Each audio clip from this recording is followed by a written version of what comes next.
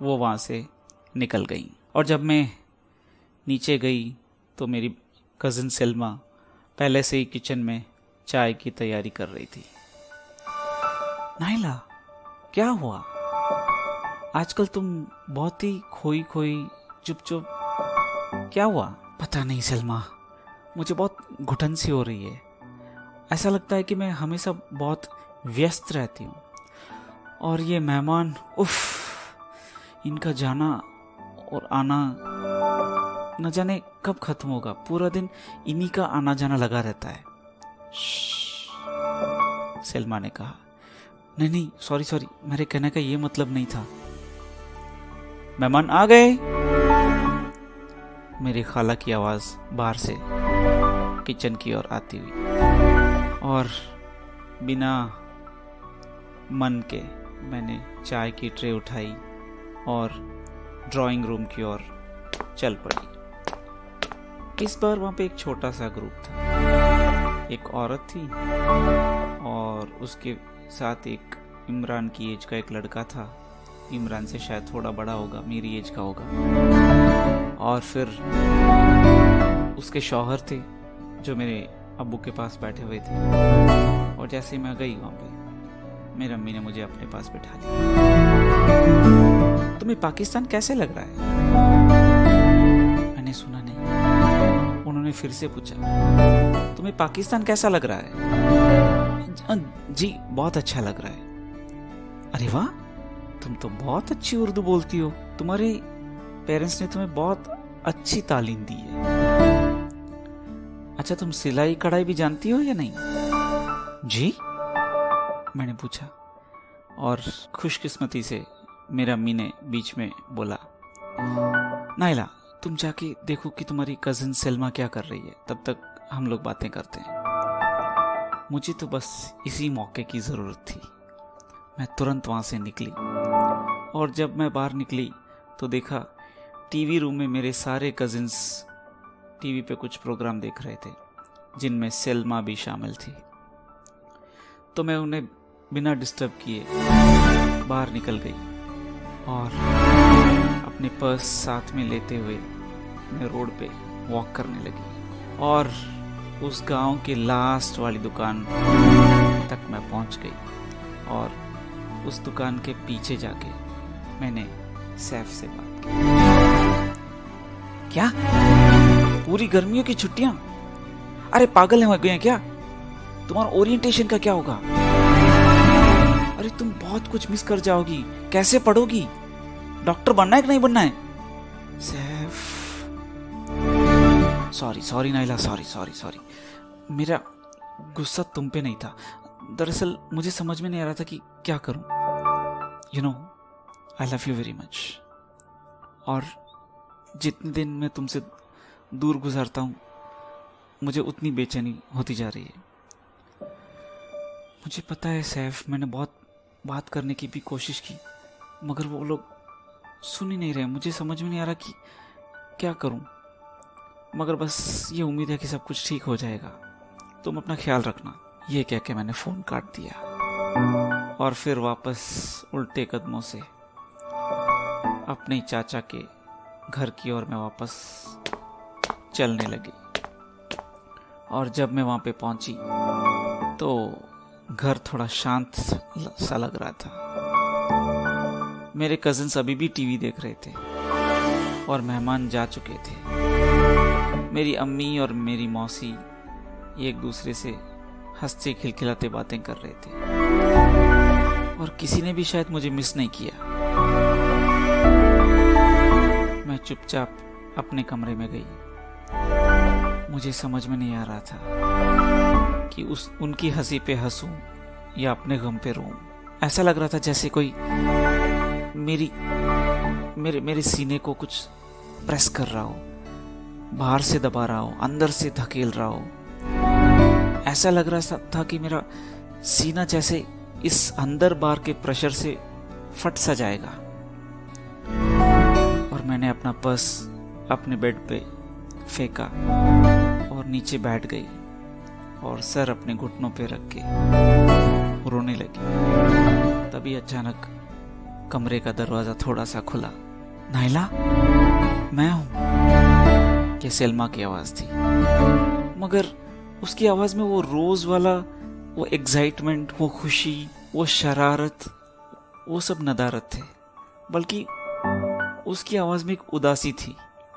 वो मेरे पास आके बैठ गई और मुझे लगा कि शायद मैं चुपचाप आ गई, उससे बात नहीं कर रही, इसलिए वो थोड़ा दुखी है।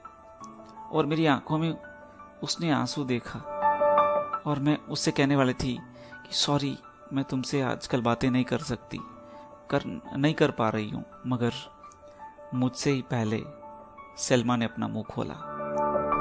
तुम्हें सब कुछ पता चल गया है ना? क्या क्या पता चल गया? तुम्हें कुछ नहीं पता? क्या तुम्हें नहीं पता कि इतने अचानक पार्टीज क्यों होने लगी अपने घर पे? क्या तुम्हें ये नहीं पता कि हम लोग अचानक इतने लोगों के घर पे खाने पे, चाय पे क्यों जाने लगे? क्यों? मैंने पूछा। देखो, तुम कसम खाओ कि तुम किसी से भी नहीं बताओगे कि ये मैंने तुमसे कहा। I am very sorry Naila, मैं तुमसे कहना चाहती थी, मगर उन्होंने नाना की कब्र पे मुझे कसम दिलाई कि मैं तुमसे बताऊंगी नहीं। क्या नहीं बताओगी? मैंने पूछा। मैंने उनको बातें करते हुए सुन लिया, मेरी अम्मी, तुम्हारी खाला, तुम्हारी अम्मी। और जब उन्होंने देखा कि मैंने सुन लिया तो उन्होंने मुझे एक तरफ बुलाया और मुझे कसम दे दी कि मैं तुम्हें बताऊं नहीं कुछ भी। मगर आई एम सॉरी नाइला, मैंने ये जानबूझ के नहीं किया। तुम्हें हर्ट करने का मेरा कोई इरादा नहीं था। सलमा, क्या बोल रही हो? ठीक से बताओ, क्या है? तुम्हें पता है तुम वापस यूएस नहीं जा रही हो?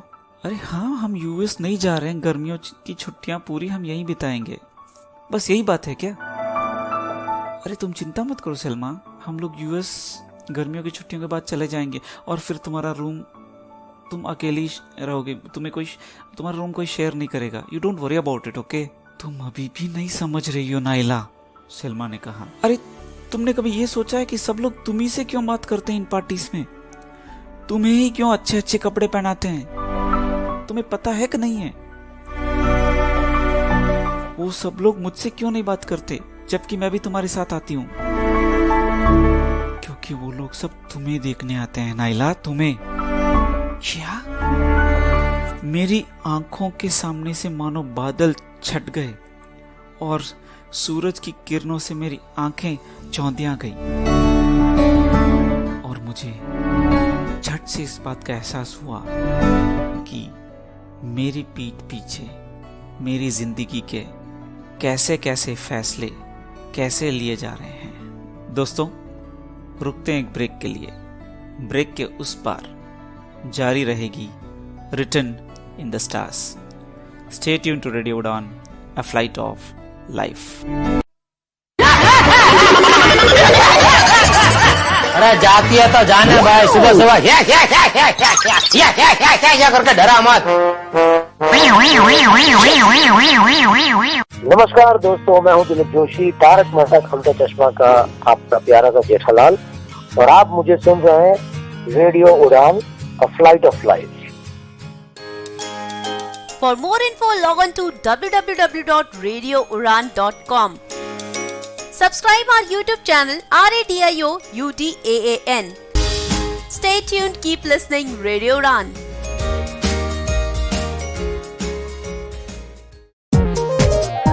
आप सुन रहे हैं रेडियो उड़ान, फ्लाइट ऑफ लाइफ।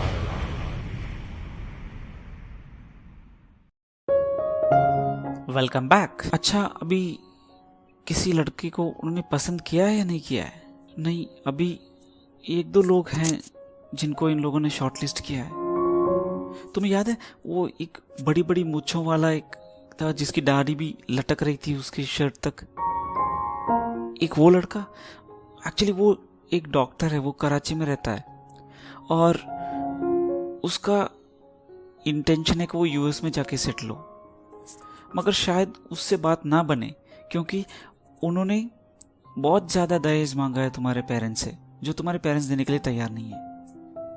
और दूसरा, वो ग्रीन कार में एक दिन आए थे ना, वो पीकॉक पेंडेंट वाली औरत, उसके साथ एक चूहे जैसे बालों वाली एक लड़की भी थी।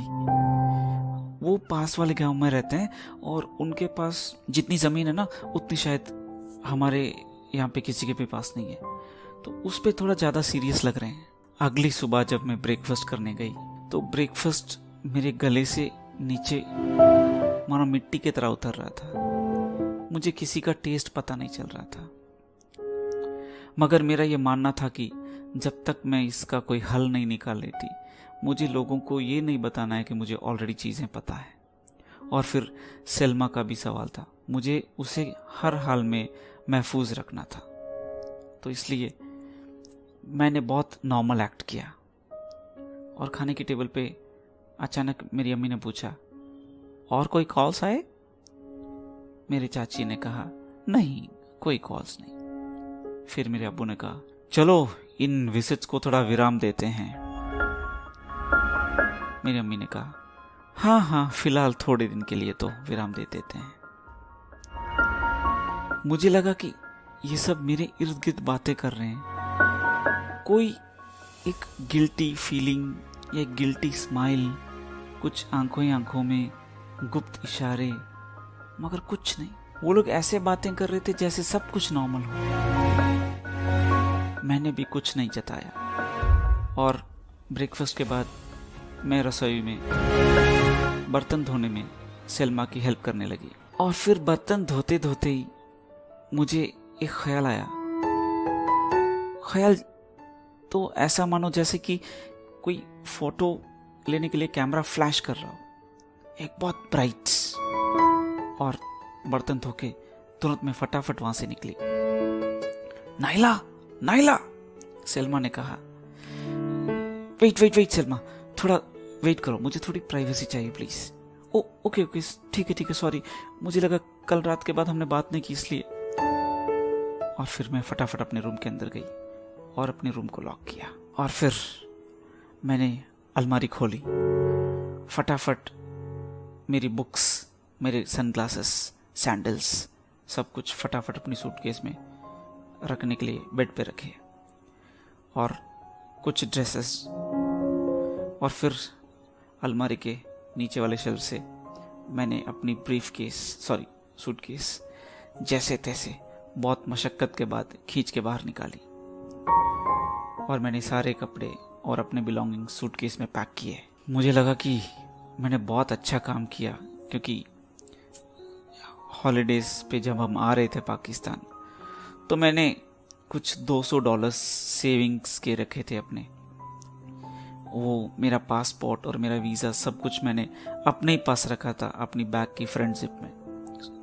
तो जैसे ही मैंने सूटकेस सब कुछ पैक करके उसकी फ्रंट जिप को खोला और मेरा हाथ अंदर गया, मेरा मुंह फटा के फटा रह गया। उसके अंदर कुछ नहीं था, बिल्कुल खाली, सिर्फ सूटकेस का कपड़ा और जिप और सिलाई। मैंने सब कोने बहुत ही करीबी से, गहराई से देखे, मगर कहीं कुछ अता पता नहीं। मैं तो ऐसे देख रही थी जैसे पासपोर्ट कोई माइक्रो ऑर्गेनिज्म जैसी कोई चीज हो। वो बड़ा एनवेलप था, मेरा वॉलेट, मेरा पासपोर्ट, मेरा वीजा, मगर सब कुछ गायब। मेरे पैरों तले से जमीन खिसक रही थी। मुझे समझ में नहीं आ रहा था कि मुझे करना क्या है। और फिर मैं नीचे गई। मैंने जाके अपनी अम्मी को बुलाया और उनसे पूछा, अम्मी, हाँ बोलो नैला, मुझे आपसे बात करनी है। हाँ बोलो, मैं आटा गूंथ रही हूँ, तुम बोलो क्या बात करनी है। मुझे आपसे अकेले में बात करनी है। मेरी अम्मी थोड़ा हेजिटेशन के बाद मेरी और बड़ी, और उन्होंने पूछा मेरे पास आके, हाँ बोलो क्या बात है। मेरा पासपोर्ट कहाँ है अम्मी। एक पल के लिए मेरी माँ की आंखों में शॉक था, मगर तुरंत उन्होंने जैसे तैसे अपने आप को संभाला और एक स्माइल के साथ कहा, तुम्हारा पासपोर्ट वीज़ा मेरे पास है। मैंने सेफ्टी के लिए सारे वीज़ास और पासपोर्ट एक साथ रखे। मुझे मेरा पासपोर्ट चाहिए अम्मी। ये सुनते ही मेरा हाथ पकड़ के मेरे अम्मी मुझे दूसरे कमरे में अकेले में ले गई। दूसरों के सामने सीन मत क्रिएट करो नाइला। उनकी आंखों में गुस्सा साफ झलक रहा था। उनकी आंखों के सारे इशारों से मैं बहुत अच्छी तरह से वाकिफ थी, क्योंकि जब हम बच्चे थे तब भी अम्मी का आंखों से गुस्सा, प्यार, मुस्कुराहट सब झलकना हमने बहुत देखा था। मगर तब जब अम्मी गुस्सा होती थी तो मैं डर के उनकी बात मान लेती थी, मगर आज नहीं। आज मैंने भी उनकी आंखों में आंखें डालने की हिम्मत की और मैंने कहा, मुझे मेरा पासपोर्ट और वीज़ा चाहिए अम्मी। आप लोगों को यहाँ पे अच्छा लग रहा है, आप रहिए, मेरा काम है, मुझे काम करना है वहाँ पे, मुझे दीजिए, मैं जा रही हूँ घर। नाइला, तुम समझ से काम नहीं ले रही हो, शायद तुम पागल हो चुकी हो। ये तुम नहीं बोल रही हो, हमने तुम्हें पाला जब तुम बच्ची थी, तुम्हारी सारी जिद पूरी की। आज मुझे लग रहा है कि तुम मेरी बेटी नहीं हो और कोई बोल रही है। वो बोल रहा है ना, तुम्हें उसके पास जाना है। सही कह रहे हो ना मैं? अम्मी, मुझे किसी का भी पास नहीं जाना, मुझे मेरा पासपोर्ट दे दो। हम लोग तुम्हारे माँ बाप हैं, तुम्हारे लिए जो भी सोचेंगे अच्छा ही सोचेंगे। ये कह के मेरी अम्मी वहां से चली गई और दिन ऐसे ही निकलते गए। और एक दिन मैंने देखा मेरे अब्बू सोफे पे बैठ के मेरे चाचा से बातें कर रहे थे और मेरे कजिन सब इधर उधर भाग के खेल रहे थे। और मैंने नोटिस किया कि मेरे अब्बू अपना कुर्ता और पजामा के ऊपर हमेशा एक वेस्टकोट पहनते थे। हालांकि वहां पे बहुत गर्मी थी, फिर भी वो उस कोट को कहीं भी नहीं छोड़ते थे, जैसा कि मैं अपने सेल फोन को कहीं नहीं छोड़ती थी। और तब मेरे दिमाग में एक और आइडिया आया कि जैसे मैं अपने सेल फोन से अलग नहीं हो सकती, वैसे शायद मेरे अब्बू भी अपने वेस्टकोट से अलग नहीं हो सकते। क्यों? क्योंकि शायद उसी में हमारा वीजा और पासपोर्ट है। उस दिन रात को सब लोग जब सो गए तब मैं धीरे से उठ के अपने पेरेंट्स की बेडरूम की ओर चली और दरवाजे पे कान रख के सुना। वहां पे कोई आवाज नहीं, सब कुछ एकदम शांत। मैंने धीरे से दरवाजे को पुश किया और वो खुल गया। मैंने देखा मेरी अम्मी चादर ओढ़े सो रही थी, उनका मुंह थोड़ा खुला हुआ था। और मेरे अब्बू बहुत ही गहरी नींद में खराटे लेके सो रहे थे। मैंने 2-3 घंटे पहले इस रूम में सब कुछ चेक किया था, सारी सूटकेसेस, अलमारियां, तकिए के नीचे, बिस्तर के नीचे, पलंग के नीचे, मगर जो मुझे चाहिए था वो नहीं मिला। अब मुझे बस अब्बू का वेस्टकोट लेना था, क्योंकि उसी में मुझे पूरा यकीन था, पूरा यकीन था कि उसी में मेरा पासपोर्ट और वीजा है। तो मैं धीरे धीरे उनके बेड के पास वाली अलमारी के पास गई और उस दरवाजे को खींचा, मगर वो खुला नहीं। मैंने थोड़ा और जोर से खींचा, वो बहुत ही जोर से आवाज करता हुआ खुला, मगर उससे भी ज्यादा प्रॉब्लमेटिक था कि जैसे ही वो दरवाजा खुला, धड़ाम से बहुत सारी किताबें आके मेरे ऊपर गिरने लगी और इतनी आवाज सुन के मेरे पेरेंट्स जाग गए। नाइला, मेरे अब्बू जागे। मेरा मन बोल रहा था कुछ नहीं, गंदा सपना है, सो जाओ।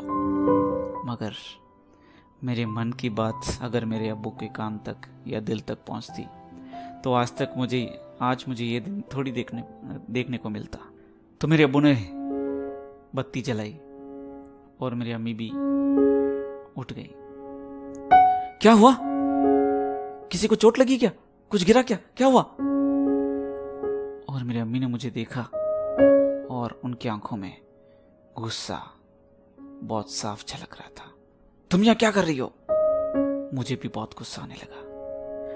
क्या कर रही हो? मेरी छोड़िए अम्मी, आप मुझे बताइए आप क्या कर रहे हैं मेरे साथ? क्यों मेरी लाइफ के साथ खेल रहे हैं? बस मेरे अब्बू तुरंत मेरे पास आए। उन्होंने अपने हाथ से मेरे मुंह को बंद किया। आप क्यों मेरी लाइफ बर्बाद करना चाहते हैं? दे दीजिए मुझे मेरा पासपोर्ट और वीजा। कहां छुपा के रखा है? मैंने अपने बंद मुंह से बहुत बोलने की कोशिश की, अपने अब्बू के हाथ को हटाने की कोशिश की, मगर उनकी स्ट्रेंथ को मैं मैच नहीं कर पाई। बस कोई तमाशा नहीं चाहिए मुझे इस रात। मुझे मेरा पासपोर्ट दे दीजिए अब्बू। मेरे अम्मी खिड़की के पास जाके खड़ी हो गई और मैंने देखा कि वो रो रही थी। अब्बू प्लीज। बेटा, मेरी अम्मी ने कहा, शायद हमसे कुछ गलती हो गई है। एक पल के लिए मुझे लगा कि मुझे मेरा खोया हुआ सब कुछ वापस मिलने वाला है, मगर दूसरे ही पल सब कुछ उल्टा। शायद हमने तुम्हें ठीक तरह से नहीं पाला। मेरे अब्बू बोले, नहीं अब्बू, नहीं अम्मी, आपने मुझे बहुत अच्छी तरह से पाला है। हमने तुम्हें खो दिया है बेटी, तुम हाथ से निकल चुकी हो। ये कैसी बातें कर रहे हैं? मैं आपके सामने खड़ी हूं, देखिए, मैं आपकी बेटी नाइला। हालांकि मुझसे एक गलती हुई है, मगर मैं कहीं भी नहीं गई हूं। मैं आपकी बेटी नाइला ही हूं। आपने मुझे बहुत अच्छी तरह से पाला है, अच्छी तरह से पाला है।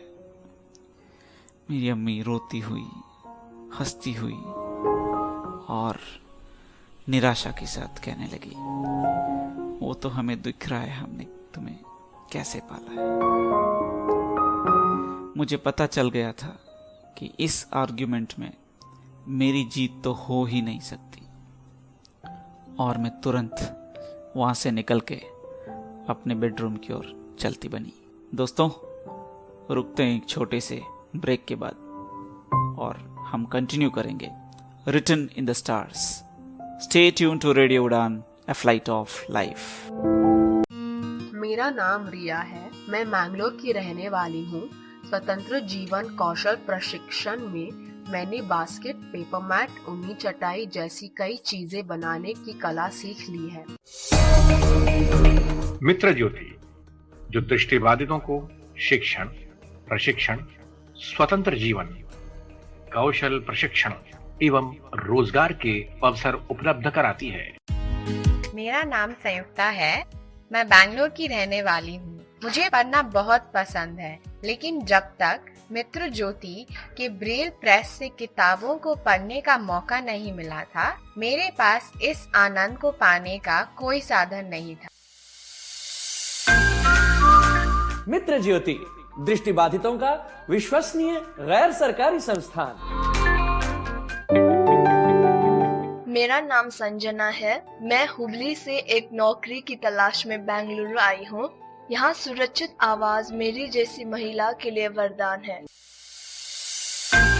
आप मित्र ज्योति से संपर्क कर सकते हैं। हमारा फोन नंबर है 08022587623, 22587625, website www.mitrajyoti.org, email ID admin.office@mitrajyoti.org। धन्यवाद।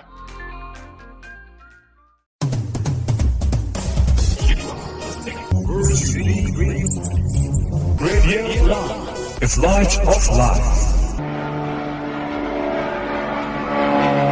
Varieties of music.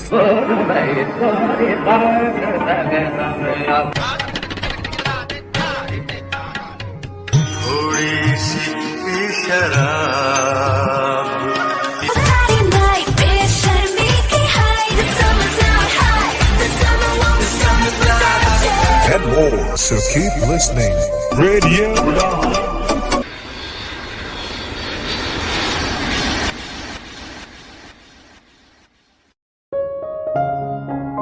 Welcome back दोस्तों। मुझे लगा कि मुझे सलमा को सब कुछ बताना पड़ेगा, क्योंकि तभी मैं उससे कुछ मदद ले सकती थी। तो मैंने उसे उठाया और सब कुछ बताया। और अगले दिन, जैसा कि हम अक्सर करते आ रहे थे, हम लोग मेरे चाचा के गन्ने के खेत में चले गए और वहां पे बैठ के मैंने सैफ को कॉल किया। नाइला! सैफ बहुत ही टेंशन और जल्दबाजी में बात कर रहा था, और फिर मेरी आप बीती सुन के वो और भी टेंशन में आ गया और उसका गुस्सा 7वें आसमान पे चढ़ रहा था। मुझे पता था कुछ गलत हो रहा है, क्योंकि पिछले 2 हफ्तों से तुमसे बात नहीं हो पा रही थी, मगर इतना कुछ हो जाएगा मैंने ये नहीं सोचा। अब क्या प्लान है उनका? कब तुम्हारी वेडिंग कुछ फिक्स करने वाले हैं? कोई पसंद आया उनको? सैफ सवाल पे सवाल पूछे जा रहा था। हाँ, एक बंदा है, उसके बारे में ये लोग थोड़ा सीरियस लग रहे हैं, और शायद वो उनका प्लान हो कि अभी सगाई और फिर उसके बाद शादी और कोई तारीख को। नहीं नहीं नहीं नहीं नहीं ला, तुम गलत समझ रही हो। ऐसा कतई नहीं हो सकता। उन्हें पता है कि अगर तुम वापस यूएस आ गई तो तुम उनके हाथ से निकल जाओगी। तो they will try to make sure that you are completely ruined when you are in their grasp. वो तुम्हारी शादी किए बगैर यहां से नहीं निकलेंगे। न जाने क्यों मुझे सैफ की बातें सुन के बहुत डर लग रहा था। अब मैं क्या करूं सैफ? ठीक है, मैं पाकिस्तानी, वो जो इस्लामाबाद है पाकिस्तान का कैपिटल, वहाँ पे अपनी यूएस एम्बेसी है, उन्हें कांटेक्ट करता हूँ। शायद वो लोग हमारी मदद कर पाए। हे सुनो, I love you so much. तुम बहुत खुश रहना। ऐसा मानना कि इस वर्ल्ड में सबसे खुश इंसान तुम हो, क्योंकि मुझे पूरी उम्मीद है मैं कुछ ना कुछ हल निकाल लूंगा। तो जब तक मेरा कॉल ना आए तुम बिल्कुल चिंता मत करना, घबराना मत, और मैं 1 दिन के अंदर अंदर वापस तुम्हें कॉल करता हूँ। तो हमेशा अपना फोन अपने पास रखना, ठीक है? हम लोग घर आ गए और अपने बेडरूम में बैठी मैं इमरान की हंसी और दूसरे बच्चों की बातें सब सुन रही थी, और मेरे मन में एक घबराहट हो रही थी। ऐसा लग रहा था कि मैं इन चीज़ों को बहुत ज़्यादा दिन तक एंजॉय नहीं कर पाऊंगी। मैं इन लोगों से बिछड़ने वाली हूँ, उतना मुझे पता था। और नेक्स्ट दिन जब हम लोग बैठे बातें कर रहे थे, मैं और सलमा अपने बेडरूम में, अचानक मेरा फोन वाइब्रेट हुआ। वहाँ एक मैसेज, मगर मैसेज सुन के देख के मेरे और सलमा के होश उड़ गए। Call immediately, it's urgent. Salma ने फटाफट जाके दरवाजा बंद किया और मैंने सैफ को फोन लगाया। हेलो सैफ। नाइला सुनो, वो लोग एम्बेसी वाले तुम्हें यहाँ आके बचा नहीं पाएंगे। वो अगर तुम्हारी कुछ मदद करें भी तो तुम्हें वहां जाना होगा। इस्लामाबाद में एम्बेसी है, तुम अगर वहां जाओगी तभी वो तुम्हारी कुछ हेल्प कर पाएंगे, मगर वो यहाँ नहीं आएंगे। मगर मैं कैसे जाऊं सैफ? ये यूएस नहीं है, यहाँ चीजें अलग तरह से की जाती हैं। यहाँ से इस्लामाबाद जाना मतलब धरती से चांद पे जाने जैसा है। मैं समझ रहा हूँ नाइला, मैं समझ रहा हूँ, मगर हमारे पास और कोई चारा नहीं है। तुम्हें यहाँ से निकल के इस्लामाबाद में यूएस एम्बेसी पहुंचना है, तभी वो तुम्हारी मदद कर पाएंगे। शायद तुम सलमा से पूछो, वो तुम्हारी कुछ मदद कर पाए, मगर please you have to get out of this place now immediately. Phone cut हो गया और सलमा और मैं इस बारे में डिस्कस करने लगे। यहां से इस्लामाबाद जाना है? सलमा ने कहा। अरे इस्लामाबाद तो कुछ ज्यादा दूर नहीं है, मेरे अबू हमेशा जाते रहते हैं इस्लामाबाद। हालांकि बल्कि हमारे कपड़े भी इस्लामाबाद से ही आते हैं।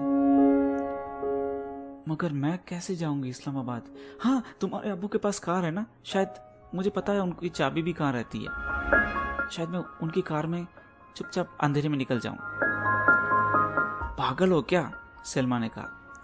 तुम्हें पता है मेरे अब्बू की कार ना सबसे ज्यादा साउंड करने वाली कार है। तुम उसे स्टार्ट भी करोगे ना, पूरे गांव को पता चल जाएगा कि ये कार का इंजन स्टार्ट हुआ है। तो इस्लामाबाद तो छोड़ो, तुम इस गली से भी बाहर निकलोगी उससे पहले ही सब लोग जान जाएंगे कि कुछ हो रहा है। तो ये ख्याल अपने दिल से निकाल दो। तो कैसे जाएंगे सलमान? टैक्सी? नहीं, टैक्सी यहाँ पे उतनी दूर नहीं जाती। एक गांव से दूसरे गांव तक उतनी ही जाती है टैक्सी। तो हम लोग डिस्कस कर रहे थे। मैंने ऑटो का सोचा, रिक्शा का सोचा। फिर मुझे लगा, एक वक्त को डेस्परेशन में मुझे लगा कि मैं पैदल ही चली जाऊं। मगर ये सोच के मुझे खुद पे हंसी आने लगी, क्योंकि मेरा ख्याल मुझे खुद को ही बचकाना लगने लगा। और फिर मैंने अचानक कुछ सोचा और सलमा से पूछा, बस जाती है कि यहाँ से इस्लामाबाद? वाह! सलमा ने क्लैप किया। क्या आइडिया बताया। हाँ, बसें तो जाती हैं यहाँ से। अक्सर लोग इस्लामाबाद बसों में ही जाते हैं। शायद इस गांव से नहीं जाती होंगी, मगर पास वाले गांव से तो पक्की जाती होंगी। उसकी एक्साइटमेंट से पता चल रहा था कि वो भी मुझे राहत दिलाने में कितनी उत्सुक है। मगर बस के लिए मेरे पास पैसे नहीं है सलमा। और कौन सी बस जाती है इस्लामाबाद ये तो मुझे पता नहीं, मगर हाँ, लोगों से पूछेंगे, पता चल जाएगा कौन सी बस जाएगी। और मेरे पास मेरी अम्मी का एक बुरखा पड़ा है ऊपर, जो मेरी अम्मी यूज नहीं करती। तुम उसे पहन के ले चली जाओगी तो कोई शक नहीं करेगा कि वो तुम हो। कोई सोचेंगे वो किसी की दादी माँ जा रही है। तो उसका तुम छोड़ दो। और रही बात पैसों की, उसने उसके ड्रेसिंग टेबल पे रहे एक डब्बे की ओर इशारा किया। ये देख रही हो, ये मेरे इकट्ठे किए हुए पैसे हैं। मैंने छुट्टियों के पैसे, बर्थडे के गिफ्ट के पैसे, मेरी ईदी, सब कुछ बचा के रखी। हाँ, तुम्हें एयर टिकट नहीं दिला पाएंगे इतने पैसे, मगर पक्का तुम बस में जा सकती हो या टैक्सी में जा सकती हो, उतने पैसे तो होंगे। देखो सलमा, मैंने कहा, अगर मैं चली जाऊं और लोगों को पता चले तो तुम ये कह देना कि मैंने ये पैसे तुमसे चुराए। कतई किसी को मत बताना कि तुमने मेरी हेल्प की है, ठीक है? अरे तुम चिंता मत करो, किसी को भी इन पैसों के बारे में पता ही नहीं है। चोरी का इल्जाम तो बात की बात है। ठीक है, मगर फिर भी कभी कोई किसी को शक आए कि तुमने मेरी कुछ मदद की है इस चीज में, तो तुम साफ इनकार कर देना। चाहे मुझे गालियां भी ना देनी पड़े, तुम्हें गालियां भी दे देना, मगर कभी भी लोगों को ये पता मत चलने देना कि तुमने मेरी हेल्प की, प्लीज। दूसरे दिन हम लोग बाहर निकले मार्केट जाने के लिए, और रास्ते में हमें मुस्तफ़ा साहब मिले। मुस्तफ़ा साहब एक अधेड़ उम्र के इंसान थे जो वहाँ पे आइसक्रीम बेचा करते थे, तो उन्हें सब लोग प्यार से मुस्तफ़ा साहब ही बुलाते थे। तो दूर से ही सलमा ने कहा, ये देखो अपने मुस्तफ़ा साहब खड़े हैं, शायद तुम उन पे कुछ जादू टोना करके ये पता लगा लो कि इस्लामाबाद यहाँ से कैसे जाया जाता है। जैसे ही मुस्तफ़ा साहब ने हमें देखा, उन्होंने तुरंत अपनी जो ठेला था उसके ऊपर जो फ्रीजर लगा हुआ था उसमें से 2 पिस्ता कुल्फी निकाली और हमें थमा दी। नहीं, तुम हमेशा थोड़ा एक्स्ट्रा पैसा क्यों देती हो? नहीं मुस्तफ़ा साहब, ये बस एक टिप है, आप रख लीजिए। यहाँ पे ऐसा नहीं होता, तुम्हारे अमेरिका में होता होगा शायद। ये कहते हुए मुस्कुराते उन्होंने पैसे अपनी जेब में रख लिए।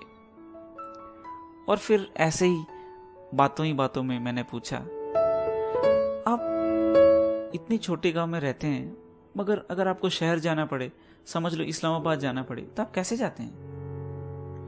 अरे बेटी, तुम्हारे चाचा की तरह अमीर आदमी तो हम हैं नहीं जो कार में जा पाए। हम ऐसे ही बस पकड़ के चले जाते हैं। अच्छा, बस जाती है कि यहाँ से? मैंने तो कभी कोई बस नहीं देखी, मैंने कहा। और जैसे मैंने ये क्वेश्चन पूछा, मुझे डर लगने लगा। वो कहते हैं ना, चोर के मन में पता चल जाता है उसको। तो मेरे मन में चोर था, तो मुझे गिल्टी फीलिंग हो रहा था और मुझे लगा कि मुस्तफ़ा साहब मुझे घूरेंगे या उनकी स्माइल गायब हो जाएगी, मगर ऐसा कुछ नहीं हुआ। बल्कि उन्होंने कहा, ये तो बहुत छोटा गांव है, यहाँ बसें नहीं आती, मगर हम यहाँ से एक रिक्शा पकड़ के पास वाले गांव में चले जाते हैं और फिर वहां से बस पकड़ के चले जाते हैं। और अब मुझे पता करना था कि बस बुकिंग कैसे होती है या कैसे टिकट खरीदा जाता है। तो मैंने फिर एक इनडायरेक्ट क्वेश्चन पूछा। हमारे यूएस में तो बसों में एसी होती है और एक जो मशीन होती है उसमें पैसे डालने से टिकट अपने आप हाथ में आके टपक पड़ता है, और कुछ कुछ बसों में तो टॉयलेट भी होते हैं। आपकी बसें ऐसी होती हैं क्या? अरे नहीं नहीं, वो तुम्हारे यूएस वाली बसें मैंने भी पिक्चरों में बहुत देखी है। हमारे यहाँ की बसें बिल्कुल ऐसी नहीं होती, और तुम्हारी जैसी लड़कियों के लिए तो वैसी बसें बनी ही नहीं है। यहाँ पे बसें बहुत ही खटारा टाइप होती हैं और एक सीट पे एक आदमी नहीं बैठता। यहाँ पे एक सीट के लिए 4-4 लोग जंग लड़ते हैं यहाँ पे। और कभी कभी तो भीड़ इतनी होती है कि बस के ऊपर बैठ के लोग ट्रैवल करते हैं और गांव पहुंचते हैं। ये बातें सुन के हम लोग वापस घर पहुंच गए और घर पे बैठे बैठे मैंने ये देखा कि मेरे अब्बू और मेरी अम्मी सब लोग हॉल में बैठे बातें कर रहे हैं। और उस दिन मुझे लगा कि इन लोगों से शायद मेरा नाता बहुत जल्दी टूटने वाला है। ये दूसरी बार मुझे लगा था, क्योंकि इससे पहले भी मुझे इमरान की आवाज़ सुन के एक बार लग चुका था ऐसा। तो हम लोगों ने काफ़ी डिसाइड किया, काफ़ी प्रैक्टिस की, काफ़ी चीज़ें सोची सलमा ने और मैंने, और हमें एक सही मौके की तलाश थी। दोस्तों, रुकते हैं एक छोटे से ब्रेक के लिए, और ब्रेक के उस पार जारी रहेगा return in the stars. Stay tune to radio Udaan, a flight of life. वाह, ये बच्चा कितनी अच्छी फ्लूट बजाता है। कितना सुरीला बजा रहा है। मेरा नाम है सिंचन नोहारा और मैं 5 साल का हूँ, और आप सुन रहे हैं रेडियो उड़ान फ्लाइट ऑफ लाइफ। सारे इसे मिलकर सुनिएगा, क्योंकि मैं भी इसे सुनता हूँ। ये सिंचन कहाँ से आ गया? जोर से घूमे हम तुम झूमे, नाचो नाचो और सबको घुमा दो। Radio Udan presents a unique show for disabled world, Community Colors. नमस्कार दोस्तों, आप सभी का स्वागत है कम्युनिटी कलर्स में, और मैं हूं ज्योति मलिक। प्रोग्राम कम्युनिटी कलर्स को आप हर शुक्रवार रात 9 बजे से 10 बजे तक www.radioudan.com पर सुनते हैं, और इस प्रोग्राम को YouTube पर भी सुना जा सकता है। इस प्रोग्राम में आपको वीकली डिसेबिलिटी न्यूज बताई जाती है, जॉब अलर्ट्स बताए जाते हैं, और पर्सनालिटी डेवलपमेंट पर हम बात कर रहे हैं। जी हाँ, पर्सनालिटी डेवलपमेंट सेक्शन में हर बार होता है एक यूनिक टॉपिक आपकी पर्सनालिटी को एनहांस करने के लिए। तो सुनना ना भूलें हर शुक्रवार रात 9 से 10 और पुनः प्रसारण हर शनिवार दोपहर 4 से 5। रेडियो उड़ान की ऐप आप डाउनलोड कर सकते हैं प्ले स्टोर या फिर ऐप स्टोर से। रेडियो उड़ान का यूट्यूब चैनल सब्सक्राइब करना बिल्कुल मत भूलिए। स्टे अपडेटेड विद रेडियो उड़ान, फ्लाइट ऑफ लाइफ।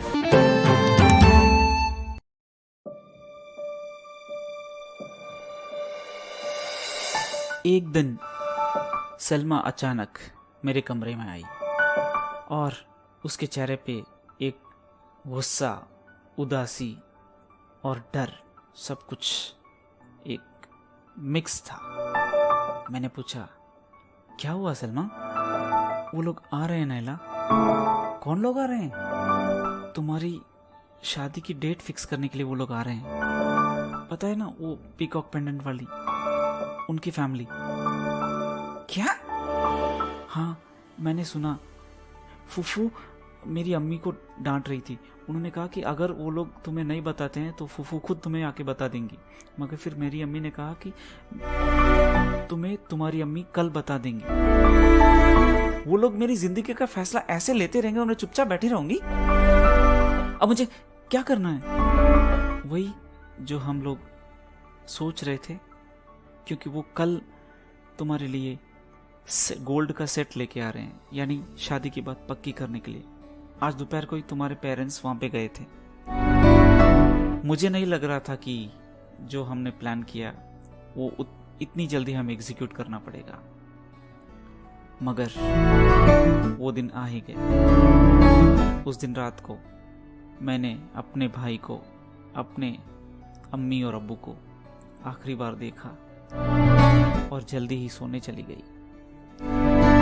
मुझे पता था कि इसके बाद मैं उन्हें एक बेटी की तरह देख नहीं पाऊंगी, और उससे भी ज्यादा वो मुझे एक पेरेंट्स की तरह या एक भाई की तरह प्यार नहीं कर पाएंगे, क्योंकि जो कदम मैं उठाने वाली थी उससे चीजें काफी हद तक बदलने वाली थी। रात को हम लोग सोने के लिए चले गए। धीरे धीरे घर की आवाजें कम होती हुई और फिर आखिर में मेरी चाची के पैरों की आवाज मुझे सुनाई दे रही थी। वो सारे बत्तियां बुझा रही थी सोने से पहले, और थोड़ी देर में सब कुछ खामोश। आधी रात को मैं उठी और सेल्मा भी उठी। टाइम हो गया जाने का? मैंने पूछा।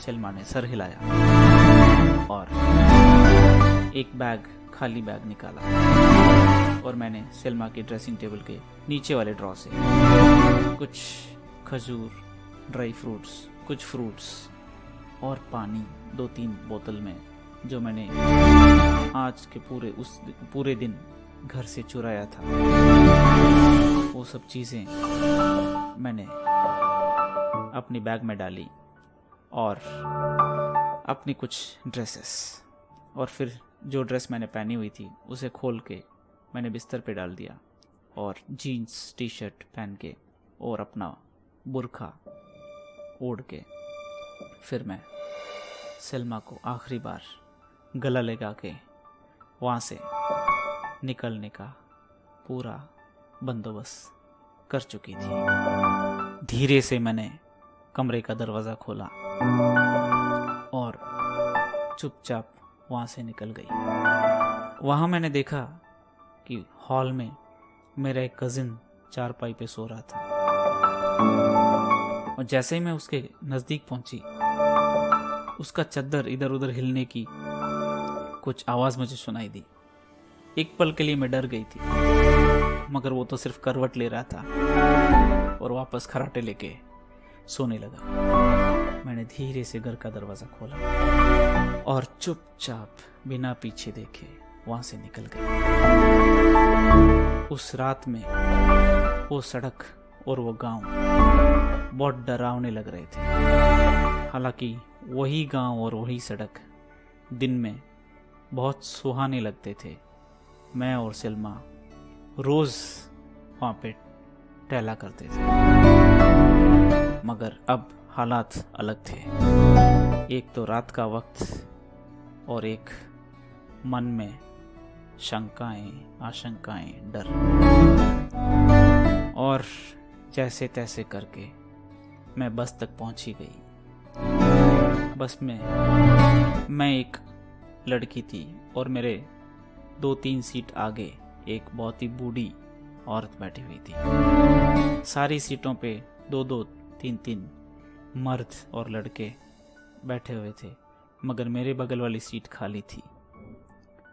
और बस वहाँ से निकली और एक एक सड़क क्रॉस करते हुए जैसे जैसे बस जा रही थी, मेरा डर भी उतना कम हो रहा था, क्योंकि अगर मैं उस गांव को क्रॉस कर लूं और इस्लामाबाद पहुंच जाऊं, फिर मुझे कोई डर नहीं। धीरे धीरे सूरज उगने लगा और मुझे लगा अब मेरी अम्मी उठी होंगी। वो कब मेरे रूम का दरवाज़ा खटखटाएंगी, उन्हें कब पता चलेगा कि मैं घर छोड़ के भाग चुकी थी। मगर मेरे दिमाग ने फिर वो सोचना बंद किया क्योंकि जब भी मैंने वो सोचा मेरा दिल दुखी हो रहा था। तो ये सब चीज़ें छोड़ के मैंने अपना ब्राइट फ्यूचर और उसके बारे में सोचना शुरू किया और पता ही नहीं चला मेरी आंख कब लग गई। अचानक मेरा सर आगे वाली सीट के पोल से टकराया और मैं जग गई। बहुत सारे लोग भी मेरी तरह ही इधर उधर गिर रहे थे, फिर एडजस्ट कर रहे थे। मैंने देखा कि बस रुकी है सडन ब्रेक लगा के और ड्राइवर बाहर निकले और कुछ लोग जोर जोर से बातें कर रहे थे। मुझे लगा कि कोई हाईजैक कर रहा है बस को, क्योंकि एक आदमी अंदर चढ़ रहा था और लोग उसे रास्ता दे रहे थे अंदर आने के लिए। अगर वो मुझसे पैसा वैसा मांगेगा तो मैं तो दे दूंगी, मैंने सोचा। जेवरात कुछ भी मांगेगा, जो भी मेरे पास होगा दे दूंगी, सिवाय मेरे मोबाइल फोन के। मगर जब मैंने उस आदमी को देखा तो मेरी चिंताएं तो कुछ भी नहीं थी। उससे कहीं ज्यादा भयानक था उस आदमी को मेरे सामने पाना, क्योंकि वो आदमी कोई और नहीं, मेरे चाचा थे। दोस्तों, रुकते हैं आज के लिए, हम अगले हफ्ते इसे कंटिन्यू करेंगे। मुझे पूरी उम्मीद है कि आपको आज का ये एपिसोड बेहद पसंद आया होगा। अपने कमेंट्स और फीडबैक्स देते रहिएगा। अपना और अपनों का ख्याल रखिएगा। Take care. Keep listening to radio Udaan, a flight of life.